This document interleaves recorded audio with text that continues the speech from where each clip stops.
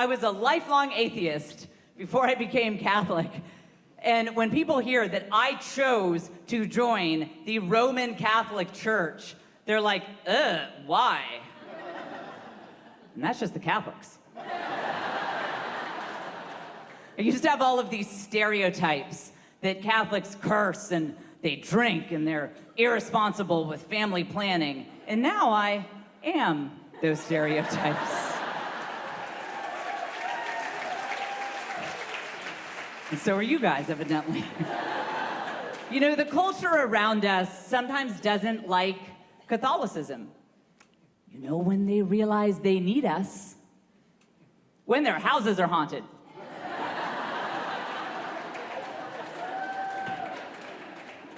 Try to imagine an Exorcist movie without the Catholic Church.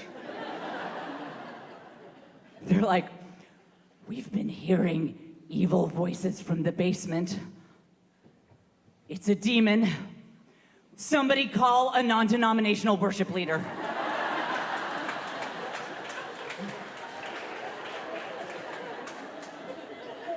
Only a Unitarian can save us now.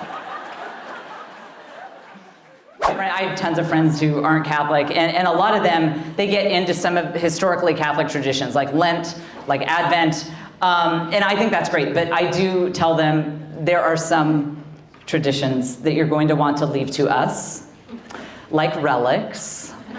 A lot of people don't know what this is, so I will explain. Okay, in Catholicism, there is a tradition that when a holy person dies, we like to keep a piece of their clothing or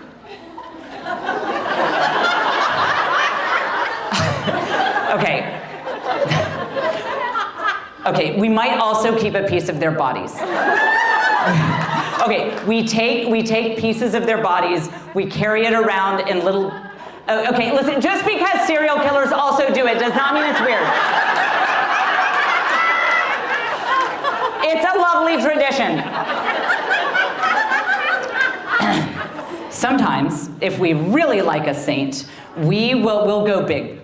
We'll go big with the relics. And so there is a woman, she lived like 600 years ago. Her name is Catherine of Siena. And, whoa, yes! This is a very different night for the Des Moines Funny Bone, you know? They're not, yeah. Not a lot of comics bring up Catherine of Siena and then get a huge response, you know? I will say, at least the staff is not like, another Catherine of Siena joke. If I've heard one, I've heard them all. Like, come on.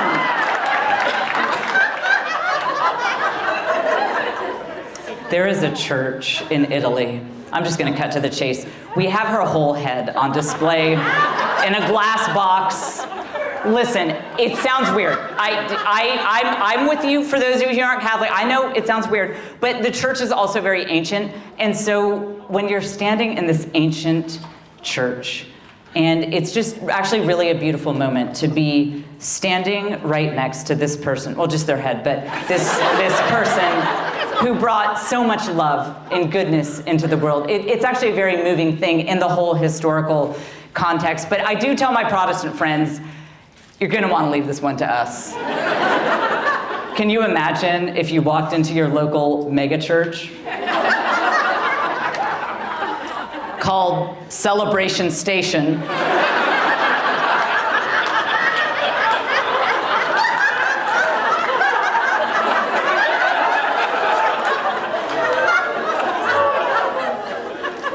and in the lobby next to the coffee shop is a glass box with a guy's head in it. And they're like, that's Pastor Cody. He was great. I think the reason that we Catholics can get away with it is our religion is known for meditating on suffering and darkness, and it's so old, it's so ancient. Like there's an actual church in England where the monks who founded it, like 800 years ago, the monks who founded it requested that their skulls be used to form kind of a pulpit at the front of the church.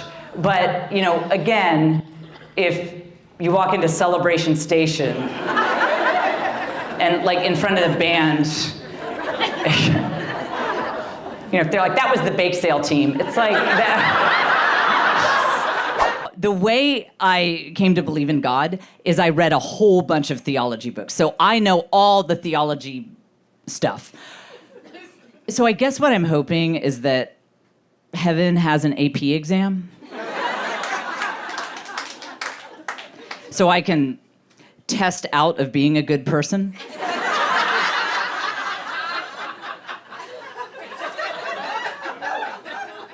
I get to the pearly gates, and St. Peter's like, Jen, you never forgave anyone. But your essay on transubstantiation was incredible. Come on in. Come on in.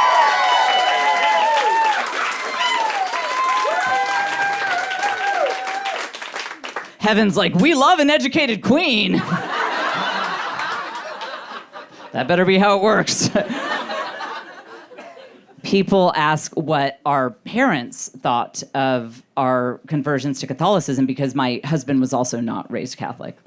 And what they said was, we are open-minded to all faiths and we simply want you to be blah, blah, blah, blah, blah, blah. I think what it was is because my husband is an only child and I'm an only child, we were their only shot at grandchildren. I think my mom and my mother-in-law were fist bumping each other like, thank God they found the one where they just breed recklessly.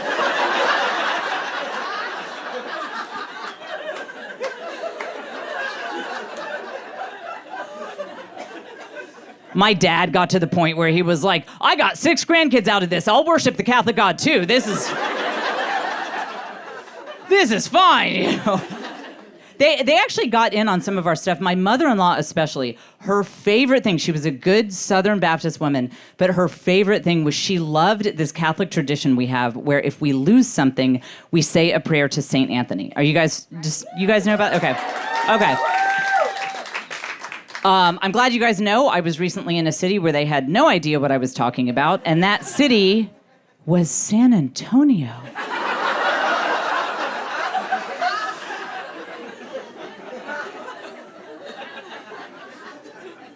So my mother-in-law loved this. She was a tough East Texas woman, came from generational poverty. She was a single mother. And if you've ever known a woman like that, they are practical. They're all about whatever works. So she would start calling me up. She'd lose her car keys. She'd be, cursing up a storm like, Jennifer, you got to say that prayer. Because she knows it works better if a Catholic says it. And I would say, I fancied myself as a bit of an evangelist for my religion. So I'd say, I want to let you know we're not praying to these saints like they're gods. It's like asking your neighbor if she'd be like, say the prayer, God, find the guardians.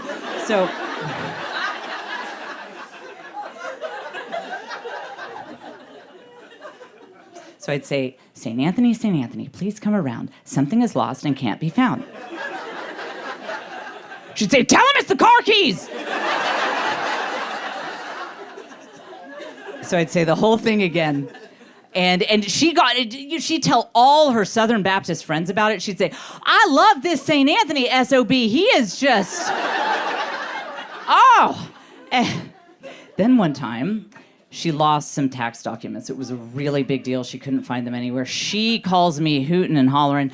She said, Jennifer, I can't find these tax documents anywhere. I don't know what I'm going to do. I said, calm down. Did you pray to St. Anthony? She said, Jennifer, I prayed to St. Anthony. I prayed to Jesus. Hell, I asked Jesus to say a prayer to St. Anthony. I was not raised Catholic. I was raised in a nice atheist family. When I converted, I wrote about it on a blog. And that blog went viral, and all the internet atheists found it. My inboxes were full of messages from these guys saying, this is pathetic, you're pathetic. They said, you know what it is, you're weak. They said, you're weak and you need your life to be easy and that's why you did this. I said,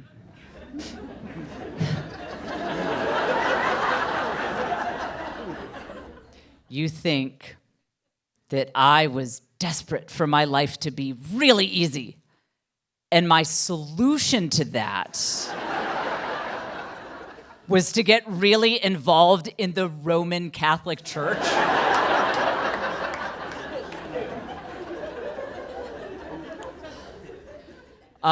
Being Catholic has mainly given me more ways to fail as a mother.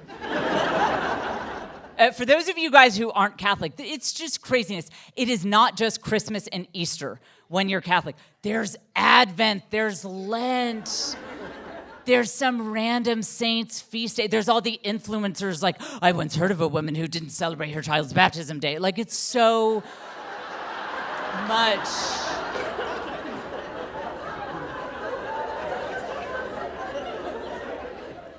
It's so much more than just like Christmas and Easter. In atheism, we just had Shark Week.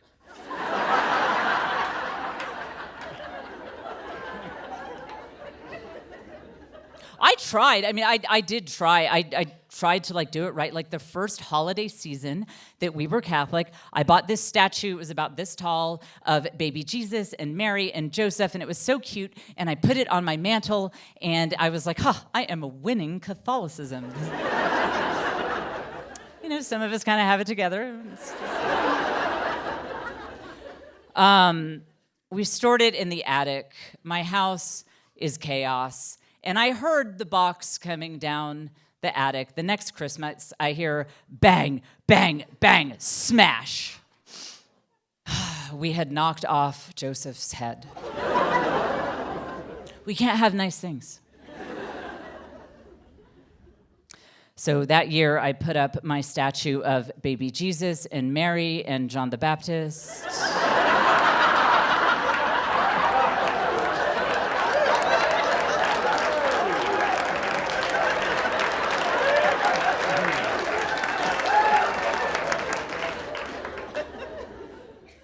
Anyone who's not laughing at that joke has not read their Bible in a very long time.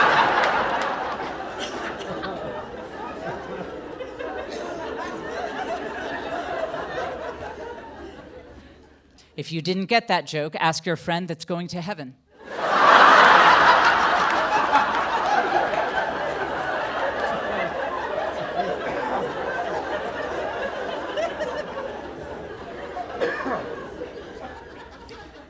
One of my favorite things about being Catholic is that when I am being a whole disaster and people try to hold me accountable, I can accuse them of religious persecution.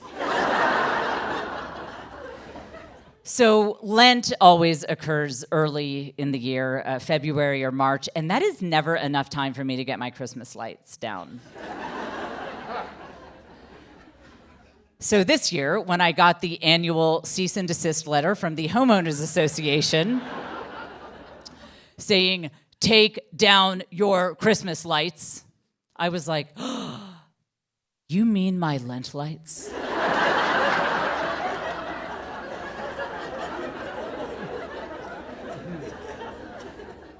I said, I am Catholic. I just put these up.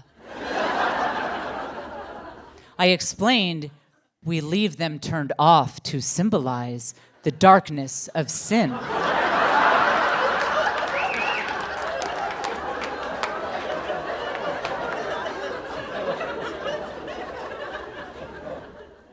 The president of my homeowners association was like, Jen, we go to the same church. Would you please shut up? Just take down your Christmas lights.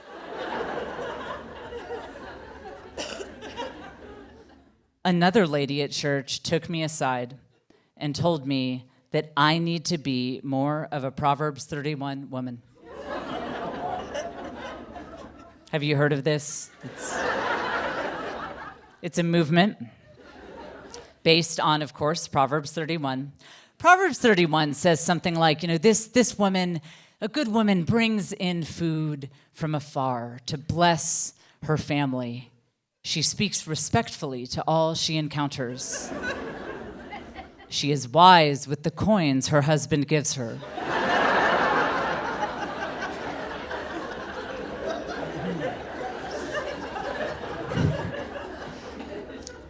She said, you need to be more of a Proverbs 31 woman.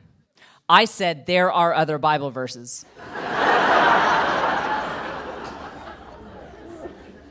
Psalm 64, for example. God shall smite my enemies in my sight and lay a table of vengeance before me.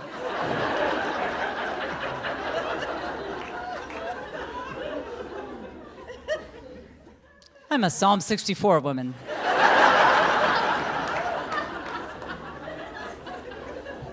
Less housework, more vengeance.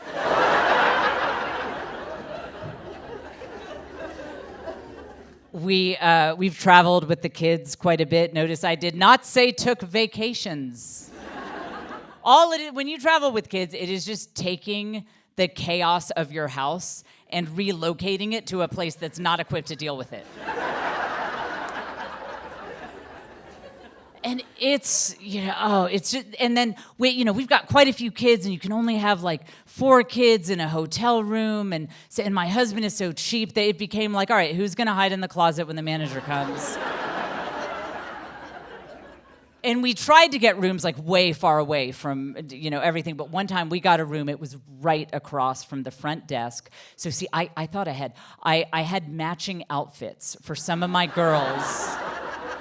They're close in age, matching swimsuits and everything. So I took an older daughter to the pool, but then I'm coming back with the younger daughter. I could see the front desk manager kind of counting, like, now wait. So what you got to do in these situations is you got to get out ahead of it. So I turned to him and I'm like, your pool shrunk my daughter. But it was one of these trips that was like completely chaotic, and my husband had saved a beer for himself that that was going to be his treat at the end of the trip. He forgot a bottle opener. We were new Catholics, and I was wearing my St. Benedict medal.